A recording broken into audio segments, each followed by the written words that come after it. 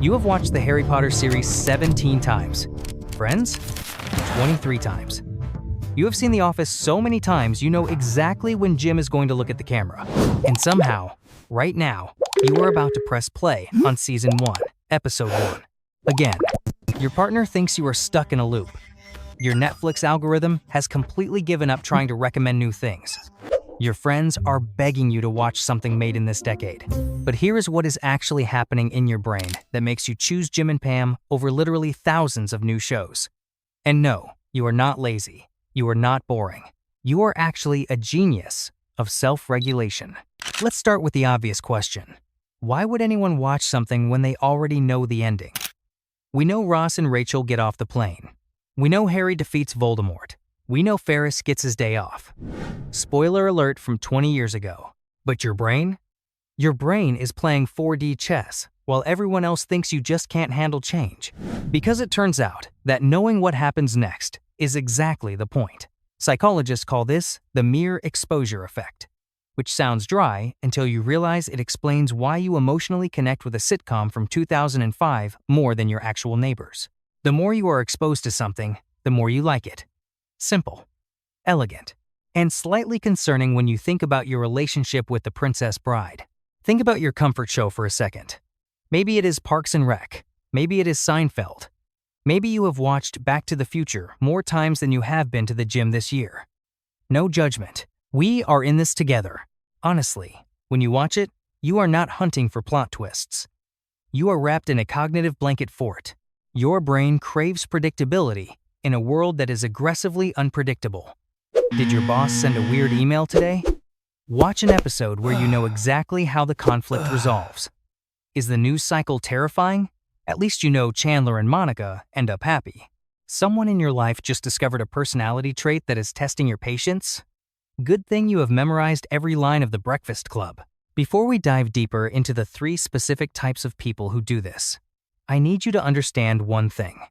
This behavior is not a glitch. You are not broken because you want to watch Shrek for the 50th time. Your brain is actively protecting you. It is conserving energy. It is creating a safe harbor. So take a deep breath. You are safe here. Now, let's look at which type of rewatcher you actually are, because there are 3 distinct levels to this. And the third one? The third one is going to change how you see your own memories forever.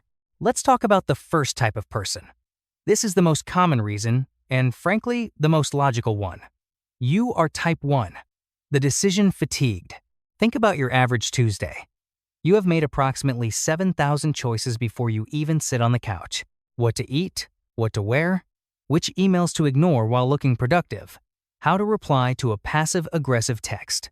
Your brain's battery is flashing red. Choosing a new show isn't just a fun activity. It is another demand. It is labor. What if the new show is bad? What if you invest 3 hours and hate the main character? What if everyone says it is amazing, but you think it is trash? That is a risk. Or you could just put on Good Will Hunting for the 30th time. You know exactly when to cry. You know exactly when to laugh. It is zero risk, maximum return. This is what neuroscientists call minimizing cognitive load. Your brain is essentially an energy-conserving machine. When you are drained, the path of least resistance isn't laziness. It is biological efficiency. You aren't avoiding new art. You are smart enough to know you don't have the bandwidth for it. But maybe you have energy, and you still rewatch. That brings us to type 2, the control seeker. This goes deeper than just being tired. This is about safety. Your brain has a dirty little secret about rewatching. It is actually working significantly less. And that is the entire appeal. When you watch something new, your brain is in full detective mode. Who is that character? Why is the music ominous? Is this foreshadowing or just a bad lamp? You have to process faces, plot lines, and threats. It is exhausting. But rewatching? That is cognitive cruise control. A study from psychologist Christelle Russell found that rewatching gives us a profound sense of control. In your real life, you cannot control when your landlord raises the rent. You cannot control traffic, but in the world of The Office, you are God. You know everything that will happen. No surprises, no betrayals, No shocking character deaths that ruin your week. You already survived the emotional damage the first time you watched it. Now, you are just visiting. This effectively lowers your cortisol levels. It calms the amygdala, the part of your brain scanning for danger. It is like a weighted blanket for your mind. You get the emotional release of crying at a sad scene, but without the actual threat of real sadness. It is safe sadness. You are not hiding from the world. You are actively regulating your nervous system. But there is a third layer, a layer that nobody talks about because it feels too personal. Type 3 is the time traveler.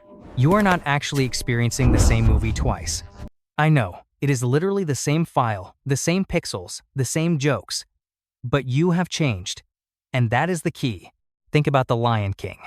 Watching it as a child, you are Simba, running away from scary responsibilities. Watching it in your 20s, suddenly, you are Mufasa, painfully aware of mortality. Watching it later in life, you might find yourself crying in the first 10 minutes because you finally understand what it means to leave a legacy. Same movie, different lens, new emotional unlocks. These shows act as time capsules. When you press play on that series you watched in college, you are not just watching a show. You are visiting a previous version of yourself. You are reconnecting with the person you were when those characters first mattered to you. Maybe you watched it with your sister every Thursday night back when you lived under the same roof. Maybe Die Hard was the only movie your dad actually laughed at. Maybe you and an ex-partner built your entire relationship vocabulary around The Simpsons. When you rewatch, you are engaging in social surrogacy. You are summoning those ghosts. You are grieving relationships that have changed or ended, but in a safe way. You are keeping someone close through the shared experience of a story you both loved. Spite can be a motivator too. Maybe an ex ruined The Notebook for you, but you watch it anyway to reclaim it. To say, this is mine. My joy is bigger than my pain. That is powerful. This is why we call it comfort watching. It is not just about the content on the screen. It is about the context in your heart. It anchors you in a life that is constantly moving forward, forcing you to age, to change, to lose things. This show is a stationary point. It is a lighthouse. You can always go back to it, and it will always be exactly where you left it. This is a sign of high emotional intelligence. You are using narrative to stitch together the different chapters of your life. You are reminding yourself of who you were, to better understand who you are becoming. So, let's bring this back to reality. There is a very simple, scientific reason why you keep coming back. It is emotional regulation. It is self-soothing. When the world feels like chaos, and let's be honest, when does it not? You need something stable. You need a place where the good guys win, the jokes land, and everything resolves in 22 minutes. Therapist Dr. Pamela Rutledge has pointed out that rewatching familiar content can actively reduce anxiety. It provides a sense of control that your actual life often lacks. Think of your brain like a rechargeable battery. New content is a high-drain app. It requires focus, processing power, and emotional risk. Old content is the charger. It is the base station. You aren't wasting time by plugging in. You are ensuring you have enough power to face the actual unknown of tomorrow. You are not avoiding new experiences. You are actively choosing peace. You are curating your environment to lower your heart rate. That is not weakness. That is a survival strategy. So the next time someone judges you for watching, when Harry Met Sally for the 15th time, or your partner rolls their eyes when the Friends theme song starts, you can hit them with the science. Tell them you are not stuck in the past. You are engaging in a psychologically beneficial practice that promotes emotional stability. You are strengthening your sense of identity through meaningful narrative repetition. Or just tell them to mind their own business. That works too. Look, new shows are great. Exploring unfamiliar stories is amazing. But there is absolutely nothing wrong with returning to the stories that shaped you. The ones that make you laugh at the same jokes. The ones that make you cry even though you know it is coming. The ones that remind you of who you were before life got complicated. Your comfort show isn't a crutch, it is a companion. It is a reminder of who you were, who you are, and maybe who you are becoming. It is a little piece of consistency in an inconsistent world. Now, if you will excuse me, I have a date with Michael Scott again for the 19th time, and I regret nothing. If this hit home for you, or if you felt seen, please subscribe to Mindwise Method. And tell me in the comments, what is the one show you can watch forever without getting bored? I'm genuinely curious. I'll see you in the next one.